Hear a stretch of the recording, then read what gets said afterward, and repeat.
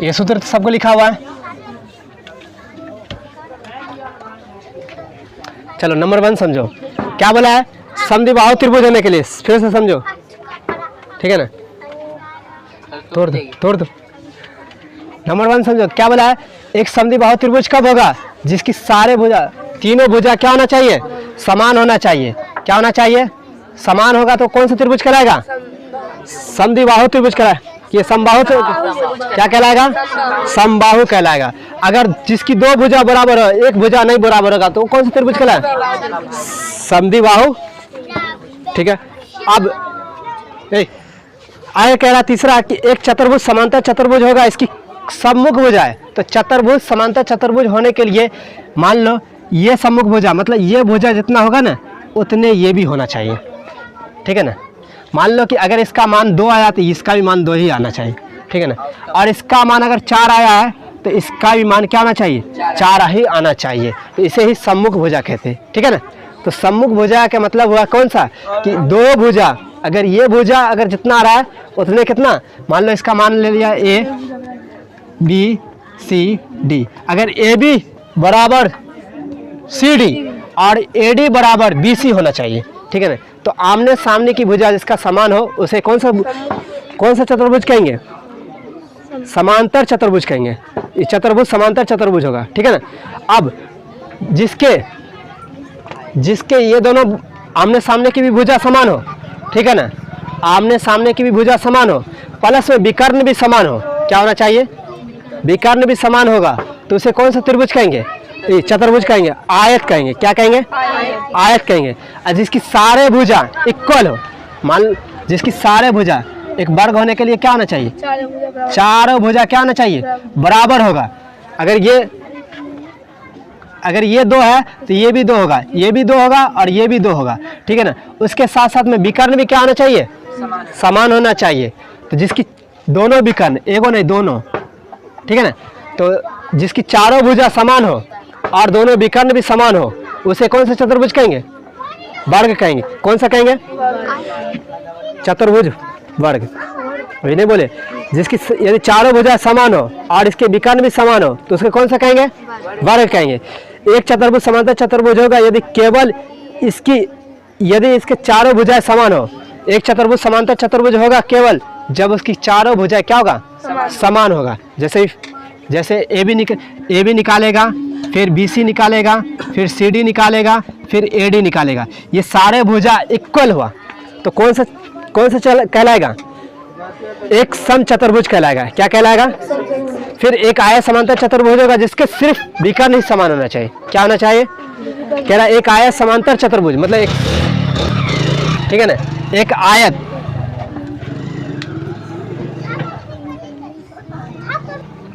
एक चतुर्भुज हो नहीं सही, क्या होना चाहिए? इसके विकर्ण चाहिए। इसके समान साला वर्ग जिसके समान होगा तो विकर्ण होगा चतुर्भुज का। तो ये पॉइंट है CRT में नहीं, CRT में लगभग, लेकिन पुस्तक चतुर्भुज है, ठीक है ना? पॉइंट पे जाकर तुम्हें CRT का पॉइंट करना है। पॉइंट का तुम देख और पॉइंट तुम छठा सवाल में देख लेना, इस टाइप का सवाल दिया हुआ है, बोल रहा है कौन सा चतुर्भुज है, चतुर्भुज के बारे में पूछ रहा है। तो यही 8वें चतुर्भुज के बारे में पूछ रहा है। तो तुम्हें ठीक है कि कहाँ से, तो कैसे को पॉइंट अभी भी नहीं समझ आया तो फिर से समझा देते हैं। समझ आ गया ना? एक दफा और समझाए। देखो नंबर 1 सबसे पहले बोला क्या? समबाहु त्रिभुज होने के लिए शर्त क्या रखा है? कि जब इसके क्या होना चाहिए? तीनों भुजा बराबर होना चाहिए तो क्या होगा? समबाहु त्रिभुज, ठीक है ना? दूसरा बोला क्या? दूसरा बोला है एक त्रिभुज समद्विबाहु होगा यदि केवल इसकी दो भुजा, तो दो भुजा ही समान होगा। क्या होना चाहिए? दो भुजा समान होगा तो कौन सा त्रिभुज कहलाएगा? समद्विबाहु कहलाएगा। कोई भी दो ही होना चाहिए, ठीक है ना? जरूरी नहीं कि तीनों डिपार्टमेंट। मान लो कि अगर ये समान हुआ, ये दोनों समान, ये नहीं हुआ, या किसी दफा सॉल्व किया ये समान, ये दोनों समान हो रहा है लेकिन ये नहीं हो रहा है, ठीक है? दो भुजा समान होगा, ठीक है ना? तो समद्विबाहु होगा, ठीक। हाँ, उसके बाद तीसरा बोला है एक चतुर्भुज समांतर चतुर्भुज होगा यदि केवल इसकी सम्मुख भुजाएं, जिसकी भुजा मतलब समझ लो आमने सामने की भुजा समान हो, उसे क्या कहेंगे? सम्मुख भुजा कहेंगे, समांतर चतुर्भुज कहेंगे। एक चतुर्भुज समांतर चतुर्भुज होगा, क्या होगा? ठीक है ना? उसके बाद एक चतुर्भुज आयत होगा तो आयत होने के लिए तुम्हें पता है कि चौकी किस आकार में, आयत आकार में रहता है ना। तो मान लो कि इसकी ये भुजा अगर समान है, ये भुजा है तो ये भी चौड़ाई गुने लंबाई, तो ये जितना होगा उतने ये भी न होगा, और ये जितना होगा उतने ये भी न होगा। तो आयत होने के लिए क्या होना चाहिए कि ये भुजा तो ये भी भुजा, मतलब सम्मुख भुजा, तो ये भुजा और ये भुजा जितना बराबर हो गया उतने भुजा ये भी होना चाहिए, ठीक है ना।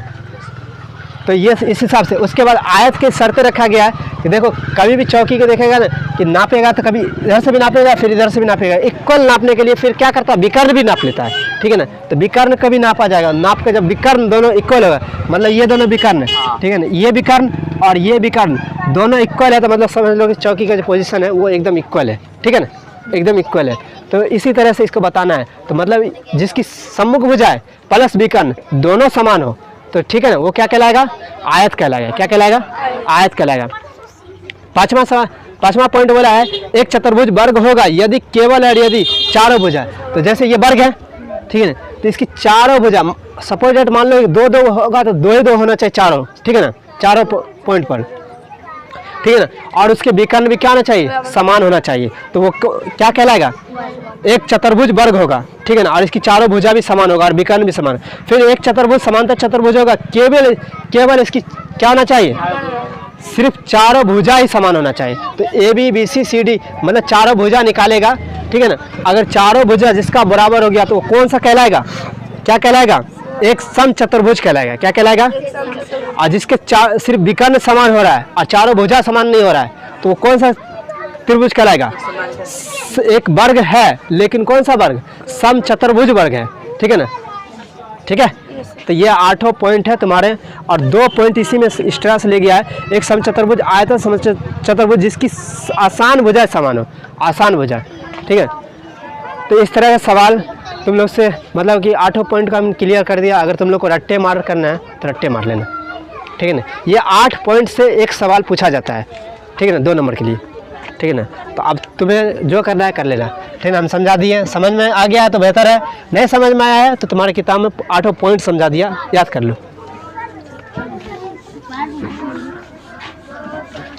चलो तो आते जाओ 7.2 के एसएफ में पहला सवाल में।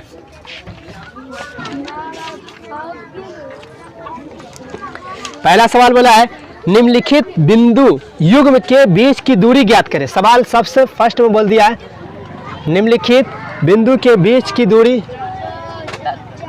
ज्ञात करें।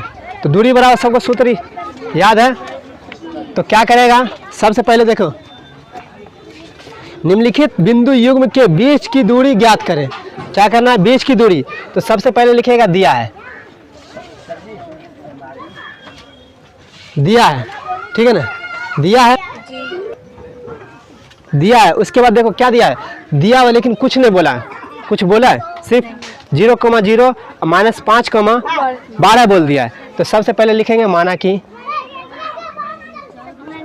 ए बराबर 0,0 और बी बराबर 5,12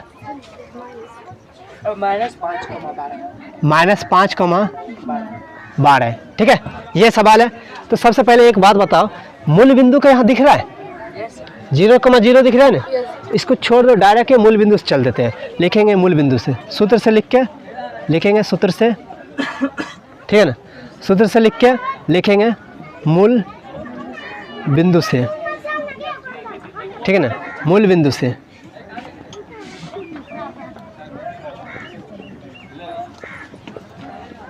तो मूल बिंदु का दूरी का सूत्र क्या है, तो यहाँ पे लिखेगा ए बी, इधर लगा डुला दिया क्या, डुला दिए, अच्छा छोड़ो, कोई भी हिला दिया कोई दिक्कत नहीं, हल्ला मत करो, ठीक है ना, तुम लोग को मौका मिलना चाहिए हल्ला करने का, यही मौका अगर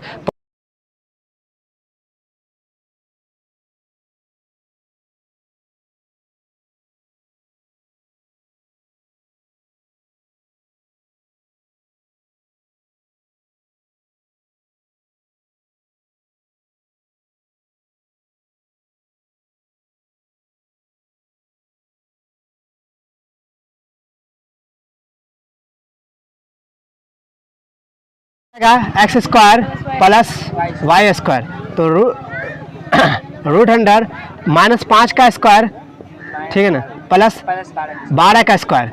तो माइनस माइनस डबल है, यहाँ डबल है तो माइनस माइनस क्या हो जाएगा, प्लस हो जाएगा। और 5 का स्क्वायर क्या हो जाएगा, 25, तो यहाँ लिखेगा 25, ठीक है ना। प्लस 12 का स्क्वायर कितना होता है, 144, तो कितना हो जाएगा 169। 169 किसका है, 13 का, ठीक है ना। या डायरेक्ट इसका बेस का मतलब हुआ कि दूगो में से एक हो, तो यहाँ लिखेगा, ठीक है ना, बेस 2 13 गुने 13, तो क्या हो जाएगा 13 CM में, बस 13 हो गया आंसर।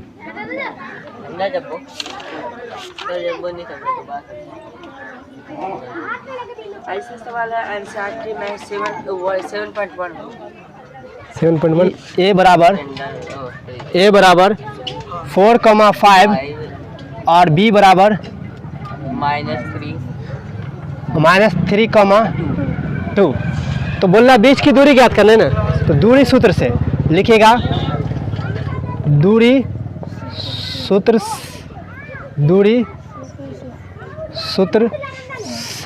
तो दूरी सूत्र से क्या चलेगा, डायरेक्ट दूरी सूत्र के लिए ए और बी लिख देगा, ए और बी है, ठीक है ना। ए बी बराबर रूट अंडर लिखेगा x1 माइनस x2 का होल स्क्वायर, ठीक है ना, यहाँ दूरी सूत्र लिख दिया ना इसलिए।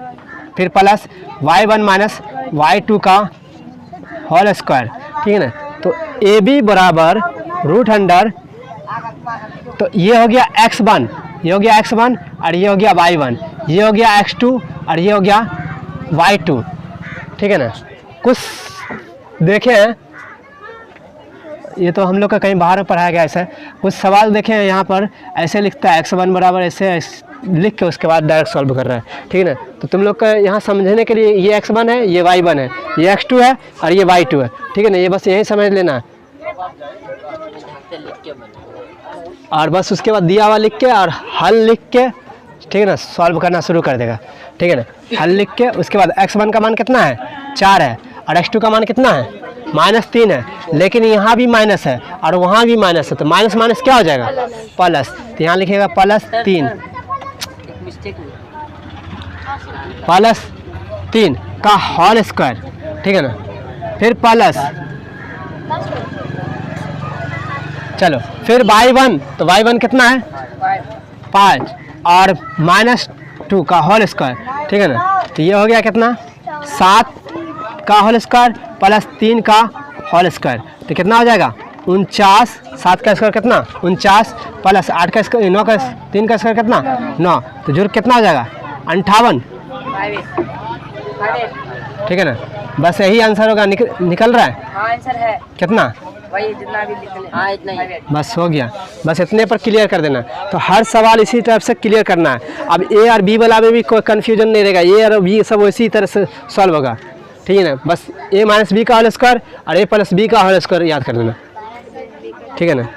जो छठा में दिया है, छठा नंबर सवाल दिया है, ठीक है ना। मान लेना, माना कि a बराबर a, b और b बराबर a माइनस b, ठीक है ना। तो यहाँ से दूरी सूत्र से लिखेगा, हल लिख के दूरी सूत्र से, तो दूरी सूत्र क्या है, ए बी बराबर, क्योंकि ए बी माने तो ए बी बराबर root under x1 minus x2 का whole square plus y1 minus y2 का होल स्क्वायर, ठीक है ना। तो ये हो जाएगा x1 कितना है a और x2, तो यहाँ पर क्या है माइनस है, वहाँ भी माइनस है, तो माइनस माइनस क्या हो जाएगा प्लस, तो a का होल स्क्वायर, फिर y1 कितना है b और फिर माइनस में, तो माइनस माइनस प्लस का b का होल स्क्वायर, ठीक है ना। तो ये हो जाएगा 2a का होल स्क्वायर फिर प्लस 2b होल स्क्वायर जाएगा और a स्क्वायर है 2 का स्क्वायर, फिर प्लस कितना आ जाएगा 4 स्क्वायर, दोनों तरफ कॉमन ले लो, 4 कॉमन ले लेगा तो a square plus b square, ठीक है ना। तो 4 निकल जाएगा, तो रूट से निकल जाएगा, क्या हो जाएगा a square plus b square. 4 किसका स्क्वायर है, 2 का स्क्वायर, बस हो गया, यही आंसर है। ठीक है ना। तो इसका एक पूरे बना के लेके आएगा और एग्जाम्पल भी एक पूरे बना के लेके आएगा। 1 2 3 4 5 6 7 8 9